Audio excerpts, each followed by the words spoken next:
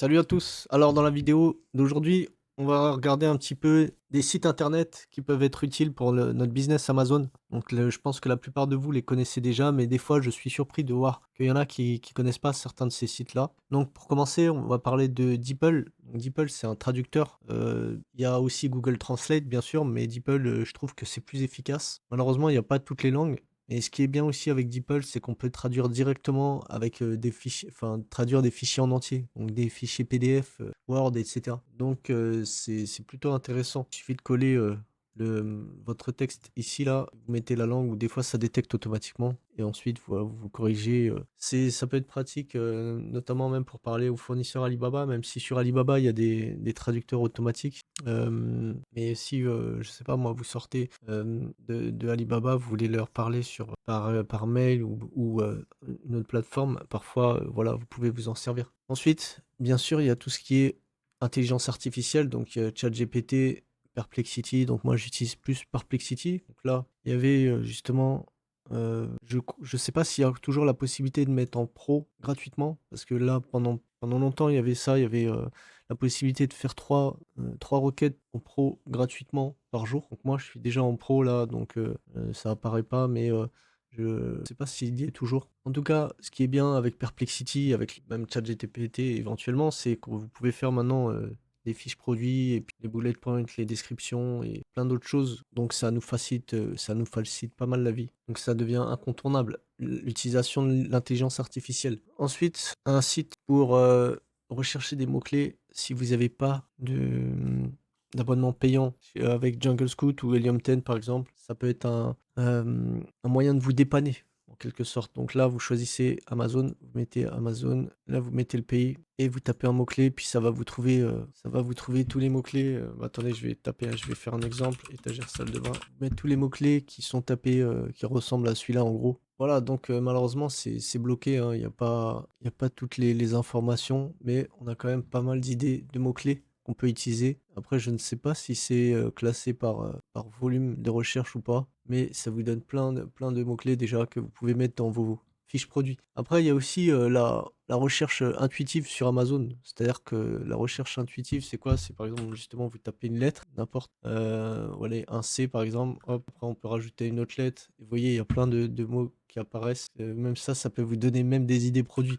Après, si vous avez, je sais pas moi, vous vendez une corde à sauter, par exemple, et vous voulez, savoir les mots-clés qui sont tapés par les clients, vous voyez tout ça, potentiellement, vous pouvez les rajouter dans votre fiche produit. Donc ça, c'est pas mal aussi. Donc après, idéalement, vaut mieux avoir quand même le volume de recherche, avec les outils de recherche produit et cetera comme Helium 10, Jungle Scout. Ensuite, il y a Google Trends. Ça sert dans plein de business, hein. C'est voir si, la tendance, elle est, sur la pente descendante ou montante ou est-ce que c'est, que passager. On peut vous taper un mot-clé d'un produit que vous avez trouvé par exemple et puis vous regardez, la tendance. Après encore une fois sur, Helium 10, Jungle Scout et cetera, bah, vous avez la tendance directement sur Amazon, ce qui est mieux en soi. Mais voilà, ça peut quand même vous servir, notamment si vous vendez pas que sur Amazon. Donc vous voyez, en plus je crois il faut mettre par pays aussi pour voir un petit peu la tendance parce il se peut qu'il y ait des produits qui vont bien marcher aux États-Unis, mais en France c'est pas trop ça, quoi. Et donc Google en fait, vu que c'est le moteur de recherche le plus utilisé au monde, il me semble, ça a été dépassé par des Chinois, je sais pas, mais je pense pas. Du coup, ben, c'est assez un bon indicateur de, ce qui va être demandé aussi sur Amazon. Il y a le site de l'INPI, ça c'est un site pour, déposer sa marque en France. Donc pour le private label, c'est indispensable. On dépose notre marque sur l'INPI. Après, il y a aussi un site, européen qui s'appelle EIPO et un site, mondial qui s'appelle, OMPI de mémoire. Et ce qu'il faut savoir aussi, c'est que sur ces sites-là, on peut, par exemple, si on tape, base marque du pays, on peut aller checker des marques, voir si une marque existe déjà, par exemple. Si on veut déposer une marque, ben, on regarde si elle existe. Et ça nous permet aussi de savoir si on peut déposer ou pas notre marque. Donc après, bien sûr, c'est mieux de faire une recherche poussée, payer un avocat pour le faire, forcément un avocat ou un autre prestataire, hein, moins cher, qui fait la recherche pour vous histoire de minimiser les risques. Parce que des fois, même quand une marque ressemble à une autre, bah, l'autre marque peut faire, comment on appelle ça déjà? En tout cas, ils peuvent vous bloquer le dépôt de la marque. Alors ensuite, le site suivant, c'est GS1. GS1, c'est un site qui va vous permettre d'obtenir des codes barres pour vendre sur Amazon, sous votre propre marque. Donc, il y a quand même moyen sur Amazon de faire des exemptions de GTIN, c'est-à-dire de vendre des produits sans code barre. Si vous vendez des produits aussi qui ne sont pas de votre marque, d'une autre marque, souvent il y a déjà le code barre sur le produit.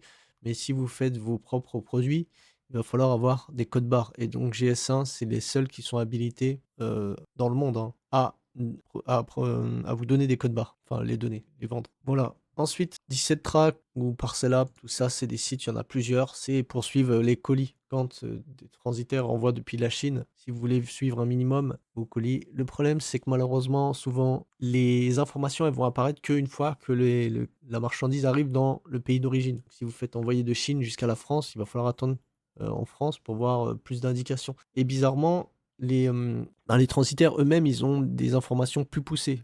Par exemple, je vous dis un exemple, moi je faisais souvent envoyer en train, je demandais à ma transitaire et elle me disait, précisément voilà là, tel jour il était en Biélorussie, puis un autre jour il était là, puis vous voyez, sur tout le long limite, je pouvais savoir quand je m'inquiétais, quand ça prenait du temps et cetera mais bon ça peut dépanner aussi ce genre de site, même sur le site de UPS, hein, pareil ils ont les suivis de colis et ensuite on a Namelix, ça c'est comme il est écrit ici, ça permet de trouver un nom de, business, enfin un nom pour votre entreprise ou un nom de marque. Vous, entrez un mot-clé, vous faites generate, ça c'est simple. Donc, pour ceux qui ont pas trop d'imagination, moi honnêtement, personnellement, j'ai pas trop de soucis à ce niveau-là. Je suis assez bon pour trouver des noms de marques, mais bon, c'est pour ceux qui galèrent, voilà, là vous avez une facilité avec ça. Ensuite, des sites qui sont très connus, il y a les sites de freelance, donc c'est des microservices comme, du coup, bah, Fiverr.com.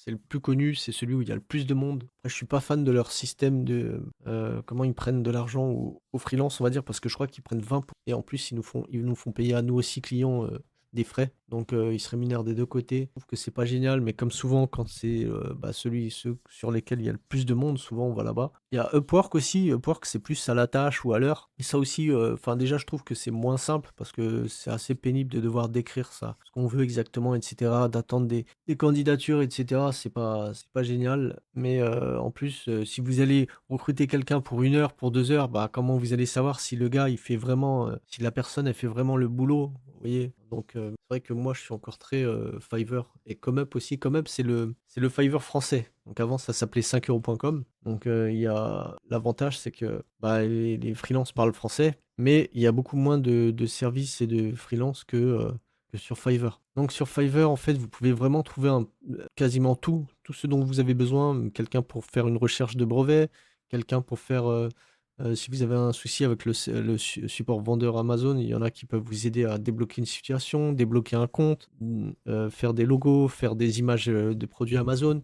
Vraiment, moi je suis très, pro délégation sur, mon business à Amazon. C'est-à-dire qu'il y a plein de trucs, je sais pas les faire, j'ai la flemme d'apprendre et à chaque fois que je veux m'y mettre, je procrastine. Donc qu'est-ce que je fais? C'est réflexe, je vais sur Fiverr. Après, c'est un travail en lui-même de chercher le bon prestataire. Parce qu'il y a beaucoup de charlatans. Il faut pas hésiter déjà à discuter avec eux.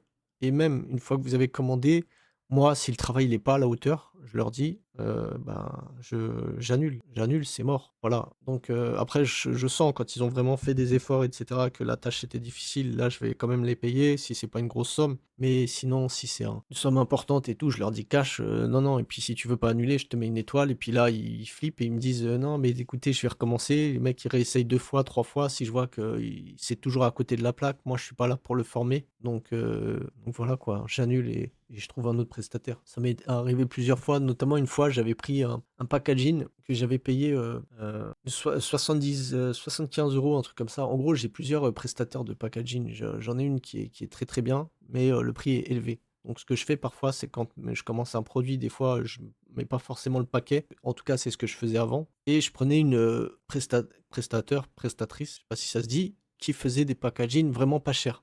Donc ça me coûtait à peine 10 balles ou 15 balles, quelque chose comme ça. Et je me suis dit, je vais mettre un peu plus un prix un petit peu plus élevé cette fois-ci et je vais tester un autre prestataire. Il avait des bons avis et tout, 75 €. Il m'a fait un truc, mais vraiment c'était vraiment tout pourri, quoi. C'était, 7 fois plus cher que ma designer habituelle, quoi. Du coup, bah, je lui ai dit: «Bah, c'est non, non, ça m'intéresse pas, enfin, c'est tout moche, je vais pas prendre ça». Du coup, voilà, j'ai annulé, hein.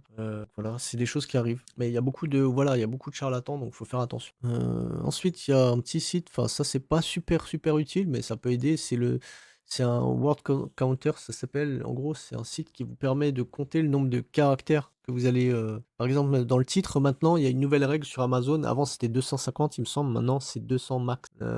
Donc il y a, en plus, il y a des choses, il me semble que, par exemple, un accent, si vous mettez, par exemple, E accent aigu, l'accent, il compte comme un caractère en plus, il me semble, hein. Donc ce genre de site, en fait, vous allez taper, votre texte et vous allez savoir combien de caractères et de mots vous avez. Bon après, pour ce qui est des mots, Word ça suffit. Tapez, les mots dans Word et vous voyez le nombre de mots. Mais là, ce qui est intéressant, c'est aussi le nombre de caractères. Donc il y en a, il y a des symboles qui font plus de caractères, vous voyez? Donc ça peut servir aussi même pour les back-end keywords, le titre et cetera, si vous voulez pas dépasser. Et je crois qu'on en a fait 10 là, ça y est, mais, je voulais vous en donner d'autres, des petits bonus, on va dire. C'est un site qui s'appelle déjà, amzsummit.com et c'est un site où il y a, si vous allez dans Events, vous avez plein d'événements qui réunissent un certain nombre de gros vendeurs Amazon. Parce qu'en général, c'est des vendeurs qui sont déjà installés, hein, qui ont déjà de l'argent, qui vont dans ce genre d'événements et donc il y en a aux États-Unis, en Europe, en Chine, il y en a un peu partout,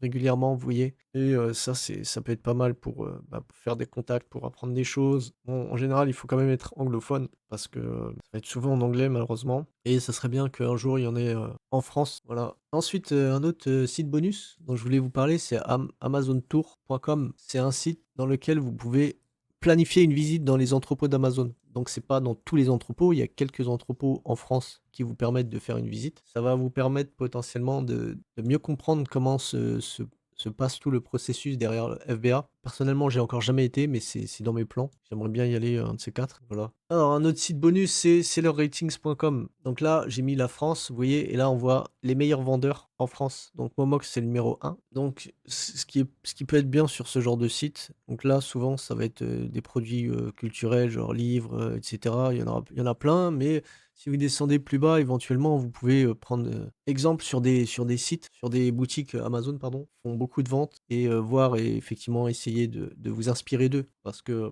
parfois, ben, recopier des choses qui marchent déjà, ça peut être bien, quoi, ça peut être une bonne solution. Il y a aussi d'autres petits sites que j'utilise, c'est tout ce qui est, calculateur de TVA, calculateur de poids volumétrique et cetera. Enfin bref, voilà, il y a plein de sites qui peuvent vous aider dans le business Amazon. Donc n'hésitez pas à me dire en commentaire si vous en connaissez d'autres, si vous voyez que j'en ai oublié, n'hésitez pas à les partager et puis mettez un petit like aussi si vous avez appris des choses et sinon je vous dis à la prochaine. Salut.